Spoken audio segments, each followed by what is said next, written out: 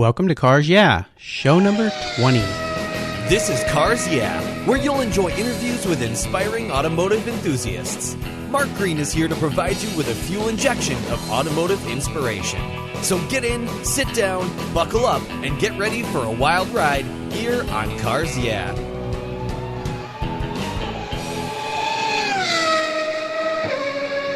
Hello, automotive enthusiasts. I am extremely excited to introduce my guest today, Michael T. Lynch.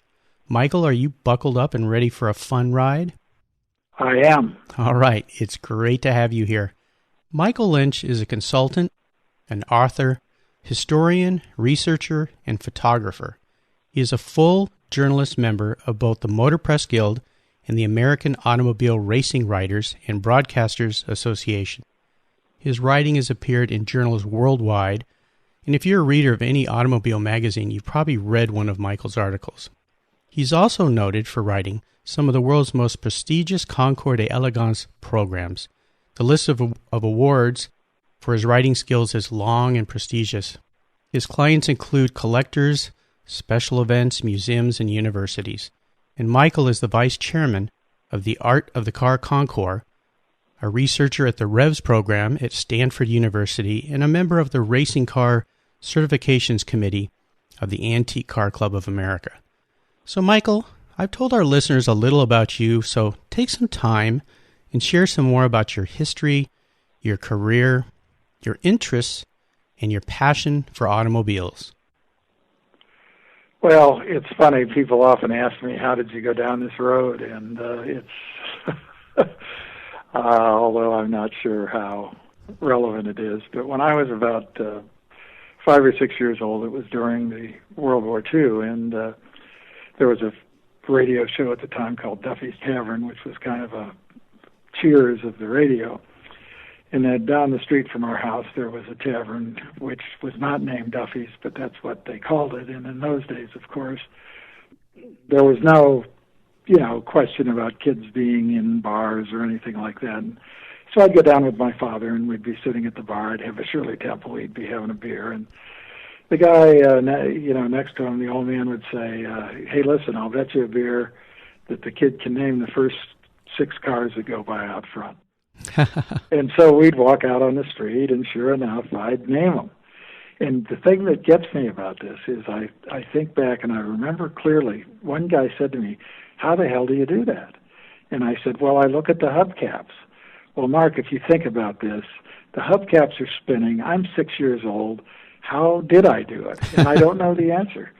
So I guess it speaks to a lifelong interest in automobiles. I think it does, and I remember when I was a child at night, my parents sometimes would be surprised when I could tell them what kind of car it was based on the headlights. Similar type thing. It was usually a combination of those headlights and the parking lights. That's a wonderful story and a nice way for your father to get a free beer once in a while too. So you were his trick monkey in some respects. So yeah, exactly. Well, take us up through past that time and tell us a little bit more about how your life progressed with automobiles. Well, I was always interested, and my parents indulged me. My father got a new Chevy with a power pack, and I think he wanted a road trip, so he took me I had already been to the races. My dad actually, Curtis LeMay, who ran the Strategic Air Command, was a client, and so we got to go to some Strategic Air Command races. As you know, they were held in the 50s.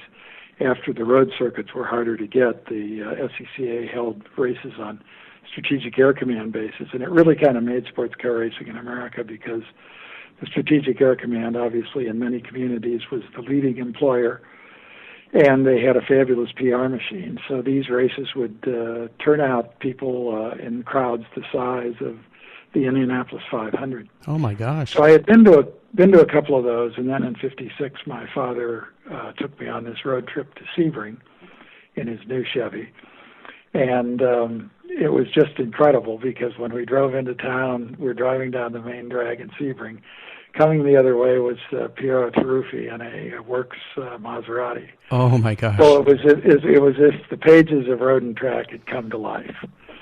So from then on, it got worse. I had a group of friends from Kansas City where I grew up, and we would go to Sebring every year. We went for about 15 years until mortgages and private school tuitions and things like that caught up with us. But it was a fabulous time, and I did everything I did a little racing. I also acted as a race car mechanic and, towed cars all over the country. And it was just cars, mostly sports cars. I was kind of a snob. I had been interested in hot rods earlier when I was in high school in Cleveland. I had not moved to Kansas City until my junior year. But once I got into the sports car thing, which happened in Cleveland, a guy gave me a ride in an MG TD, and that was about the end of it. And when I was in junior high, there was a guy who lived near my junior high school who had a Ferrari that would drive home from his business for lunch every day. And you weren't supposed to leave the campus, but I would go over there to look at the car pretty much every day. So it's just been one of those deals. What can I tell you? And as time progressed, when I got to college, I had friends all over the country. And it really kind of engendered a thing in me that I've had ever since, which was I realized how lucky I've been with automobiles. And I was getting to go to while I was in school and college, I was getting to go to all the SCCA Nationals in the East.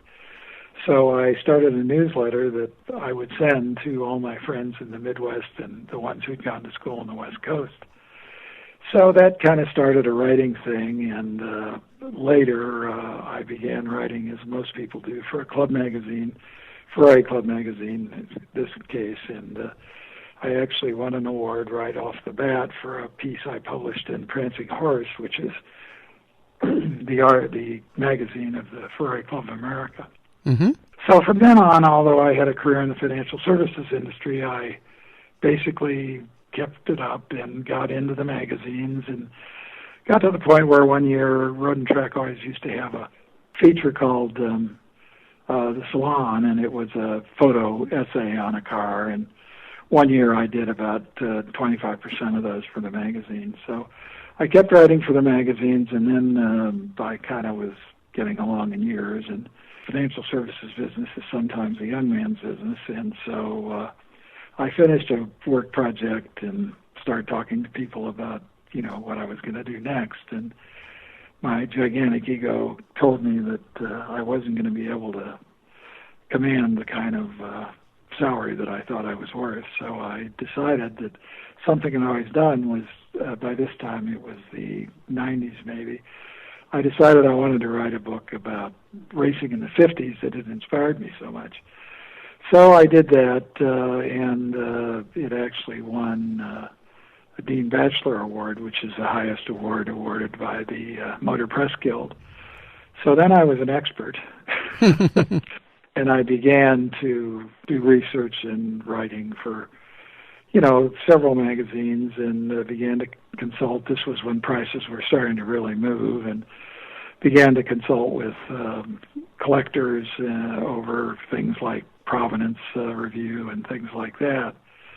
So it just kind of grew from there, and began to consult on event planning and class structure and all kinds of different things, and working with different concours in different roles, sometimes the program, sometimes announcing, sometimes organization. And so that's kind of how it got to where it is today. A great story about taking your passion around something, even though your professional career for so long was in finance, and just not playing with it, but dabbling in it or continuing to work in it, and it eventually evolved into a whole nother career path for you later in life, right? Well, yeah, I'm 75 now, and I've still got plenty to do every day. I worry about some of my friends that are, still out for the martini lunch and things like that, because, I'm worried about Alzheimer's like anybody my age, and I figure I learn something new about cars every day, and I figure it's a good way to keep your brain working, and I don't know what else I'd do. I just couldn't sit around all day. Well, wonderful advice for everybody, even young people. Don't sit around. Exactly. Get involved in your passion in any way you can, like you did, Michael, and you never know where it might lead to. So that's a wonderful, inspiring story, and I appreciate you sharing with us. I always like to start Cars Yeah off with a success quote, a saying that's been instrumental in forming your success, perhaps. It's a great way to get the inspirational tires turning, those hubcaps you used to spy on, turning here at Cars Yeah. So take the wheel, Michael. Well, I think that, as I say, I have been very lucky with cars. My wife, Vicki, and I have been invited to places that, as a high school kid in Kansas City, I never dreamed I would, including the Palace at Monte Carlo and places like that. And so cars have been very good to me in terms of just social connections and, getting to see things that I never dreamed I would see.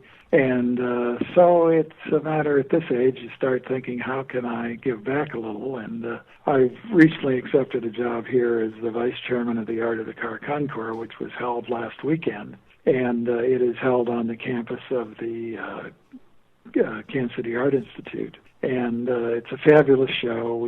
This year, the focus was on hot rods, and we had hot rod luminaries such as Pete Chikouris, the proprietor of the SoCal Speed Shop, and Ken Gross, who is an author and museum consultant who's written some books on hot rods. And on Saturday, we had a seminar about the history of hot rods, which ran on for about an hour and 43 minutes, including the Q&A, so I guess people were interested. And then Sunday was the show. We had over 200 cars. It's an interesting show. Each show has to kind of create its own atmosphere. Pebble Beach certainly has theirs, and during Pebble Beach Week, the Quail has theirs. They're quite different. Ours is very different. We have no classes. The cars are put on the field in a random manner. We have no judges. All the awards are given by either committees or the public or people from the Art Institute, etc.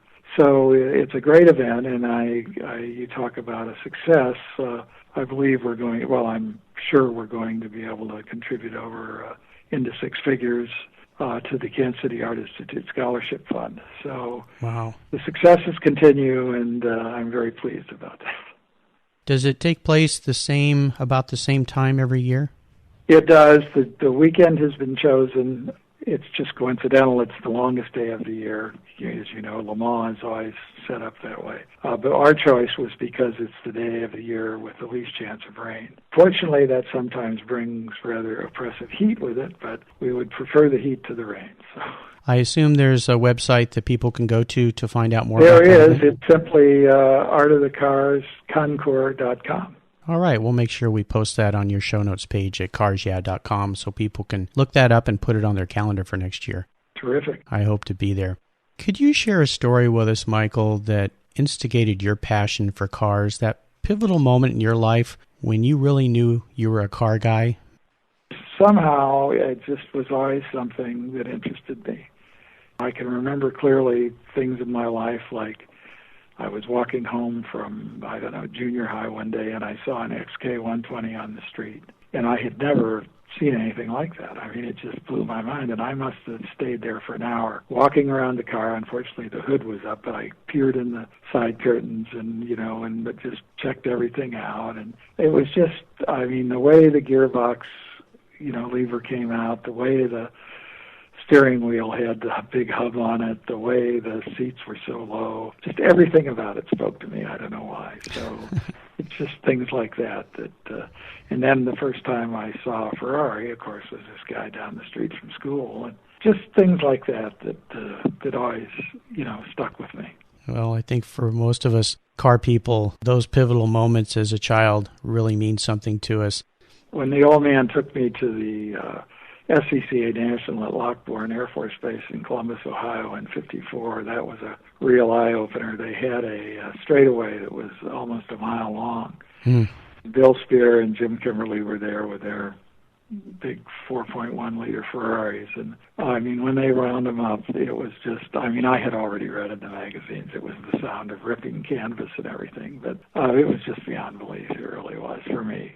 Magical times, for sure. Yes. So, Michael, what I want to do now is take a look at the roads you've driven down and really crawl under the hood and maybe get our hands a little dirty. Would you share with us a huge challenge, maybe even a big failure in your life or your career that really pushed you to a breaking point? But more importantly, how you overcame that situation and what happened as you came out of that? Well, as I said earlier, I think my not exactly breaking point. I mean, it was not exactly either an inspirational point, was when I just couldn't find something in the financial services business that I thought was worthy of my talents. And as I say, that probably had more to do with my giant ego than reality, but I managed, as I say, to turn that into a prize-winning book. So that was kind of a wonderful transition, and then that began, the road to full-time car stuff, and never looked back. Sounds like you made a monumental pivot towards your passion. Well, it's true. I mean, it's certainly a luxury I've had late in my life, and it's just been really fun. And, messing around with cars, raising some money for charity. I mean, what's not to like? It's just really cool. Well, it's an inspiration when you can play with cars when you're a little boy and grow up and play with cars when you're a grown man. What a wonderful life. Absolutely. Let's shift gears here and go to the other end of the spectrum. And if you could share a story of an aha moment in your career, that time when you realized that an idea or concept was really going to make it, and perhaps it was that book, tell us the steps you took to turn that aha moment into a career success.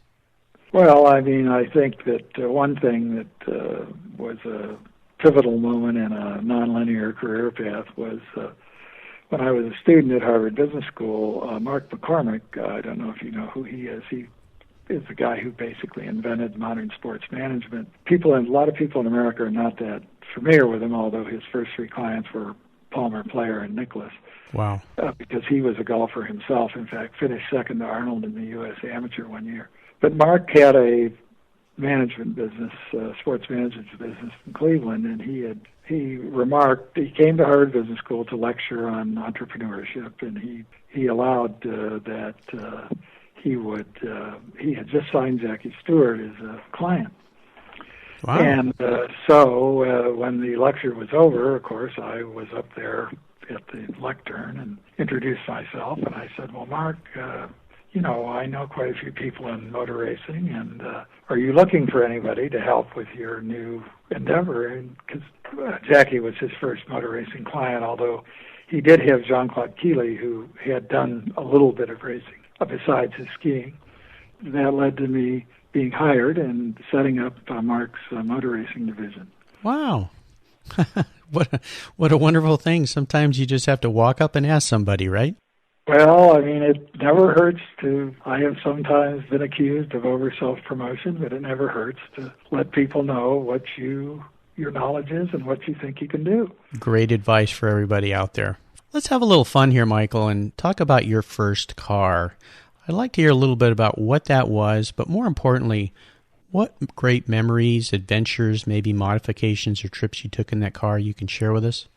Well, first car was a hand-me-down 53 Chevy Coupe from my father, of course. And, obviously there were trips to the local foreign car dealers. There were trips to the races that were fairly close by. There were all kinds of things like that. I soon wanted to do something a little more interesting to me, and through various jobs working at gas stations and whatever, I was able to get an MGT-D. And then I got one of the first Austin Healey 100S's in Kansas City. Oh, wow. It was used when I got it, but it was a lovely piece. So I was kind of on my road to kind of serial collector of interesting, mostly foreign stuff. Sure. Oh, wonderful. Those are beautiful cars. Love them. Yes. Is there a car in your past that you've sold that you have a serious seller's remorse over and you wish you had it back? Well, obviously, I dealt in used Ferraris for a time, and, this was back when they were $7,500 to $12,000, and I've owned a Ferrari Tour de France, which is now, $4 million car. I've owned a 375 Mamiya Briggs Cunningham, which is now a $6 million. But, times you do what you do in the times for reasons, and I've never felt, I'm not kind of, I'm very concerned with history, but I'm not the kind of guy that looks backward. And I don't even have a collector car now, partially because I've lived in San Francisco until we moved here in January for the last many years. And, a dedicated garage space in San Francisco can go for as much as $190,000. So, oh, wow. Not a great place to find space for your collector car. No. But I'm probably going to do something here fairly shortly, since garage space is not at such a premium. Well, it's good to look back just with the fond memories. Ayrton Senna has a great quote, "The past is just data. I only see the future." Yeah. I try to remember that when I think back to cars I let go that I wish I still had. So wonderful to play with those old Ferraris. Oh, wow. Yes. Spectacular. Magic cars. Is there a current project that you're working on right now that really has you excited and fired up? I am. I'm working on a biography of Luigi Canetti. Actually, the Canetti family and their relationship. Luigi was at one time the sole American distributor for Ferrari. He also won Le Mans twice before the war in Alphas, and then posted Ferrari's greatest international victory to date when he won Le Mans for Ferrari in 1949. He also was the owner of the last Ferrari to win Le Mans in 1965. Fascinating guy, grew up in Italy, left because of the fascists, lived in Paris in the 30s, came to America in 40 for the Indianapolis 500 as a team manager of two Maseratis for a French lady. The war broke out while he was here. He stayed. After the war, he commuted between New York and Paris, had a showroom in both. And then finally took American citizenship and stayed here. His son, Luigi Jr., was also a racer, won his class at Le Mans, and designed several very interesting custom Ferraris. And so it's a very interesting story. I think you could make the case, well, I will make the case, that Canetti was probably the best connected person in international motorsport between the mid-30s and the mid-70s. So a lot of people say it's the biggest hole in the Ferrari bookshelf to be filled, and hopefully we'll be filling it in the next year and a half or so. Wonderful. Can't wait for that to come out. Is there a favorite way that you like to spend time in the garage? Is it wrenching, detailing, restoring, or do you just like to get out and drive? Well, I like to get out and drive. I like to, see people's stuff. I like to chat about stuff with people. And then through my writing and broadcasting, I like to share my knowledge, hopefully shedding some light on cars, that making them think about cars in ways they hadn't previously. That's kind of, the way I, get off on the deal. Inspiration through the pen or the keyboard. Well, exactly, or just imparting information. As I say, everyone is not lucky enough to be able to do some of the stuff that I get to do, and so I just like to kind of try and bring them along. That's wonderful. So, Michael, this is one of my favorite parts of our talk. I call it the last lap. And this is where I fire off a series of questions, and you give our listeners very quick blips of the throttle answers. So, are you ready? I'm going to participate. Okay, the flag is dropping. What's the best automotive advice you've ever received? Whoa. Always buy a car that's restored. Let some other guy pay for it. I've heard that one before. There's a trend here, so listen up, listeners. Can you share one of your personal habits that you believe contributes to your success? Well, try and do, if you've got a big project and it's going to take some time, just make sure you do, even if it's just opening up the page of the project on your computer, do something every day. Mm-hmm. Do something every day. And ultimately you will break it down into steps that you can do. How do you eat an elephant? One bite at a time. Do you have a resource you'd like to share with our listeners, perhaps a website, a supplier, maybe it's a restoration shop or a person? Well, my mentor was Dyke Ridgely, who takes care of Rob Walton's cars. He and his wife have been, huge Ferrari fans for years, have both written about them. They both restored them. They're both fabulous wrenches. They're both super connected in the sport. And Dyke is the guy who taught me how to research accurately, and he also gave me a lot of good advice. What is Dyke's last name again? Ridgley. Is there a book, Michael, that you'd like to share with our listeners that you've perhaps recently read that you really enjoyed? Well, I don't know about recently read, but one of my very favorite car books is a book by Mike Schoen called The Cobra Ferrari Wars. And although Schoen was a big Cobra collector, including a Daytona Coupe, he really gives both sides equal space. And he went back and interviewed all the players on both sides during the years when the 2 years when Cobra was contesting the World Sports Car Championship with Ferrari. And it's just a fabulous read. I mean, stories like, being late to the track and driving 100 miles an hour on a one-way street the wrong way, and just all the crazy stuff that racing people do. Yeah, wonderful characters. Shelby, old Shell was the greatest. I'm happy to say a friend of mine. And just, all the mechanics and all the drivers on both sides of the war telling their stories. And more than a Ferrari book. It's more than a Cobra book. It's just a look back at a time when, racing was much more sporting and not quite so commercial, and the guys that pulled it off and how they did it. I like that book as well. Very personable and brings the characters to life. Really pulls you back to that time. Is just a wonderful read. I'll remind our listeners that you can find all these links and resources at carsyeah.com/Michael T. Lynch at the Cars Yeah website. So, Michael, now we're at the checkered flag. And this last question can sometimes be a challenge for people. I call it a real doozy. If you could have only one collector car in your garage, something you couldn't sell to buy a bunch of other cars with, and money was no object, what would it be? And more importantly, why?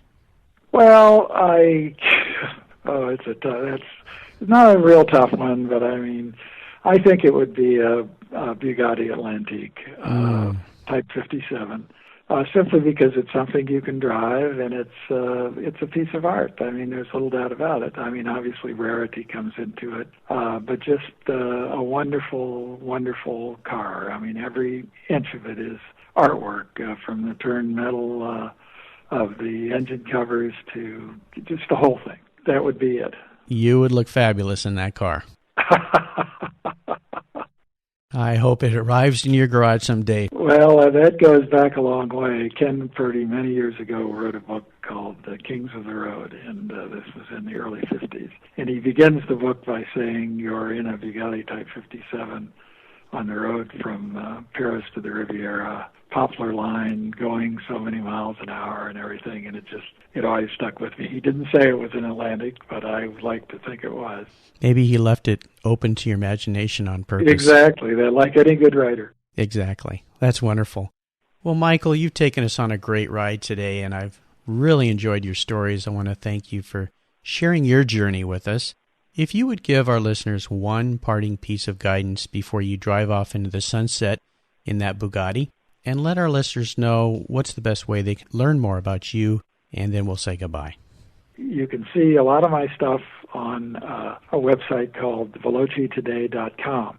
Now, normally it's a subscription service, but I have insisted that all my work is available going back to the beginning. So if you go to the site, bring it up, and there will be a subscription thing pop up when you go to any of my stories. Push on the X on the top of the subscription thing, it'll go away, and you can read them. Okay. There are probably 50 pieces on there. Wonderful. And it's the site specializes in Italian and French cars.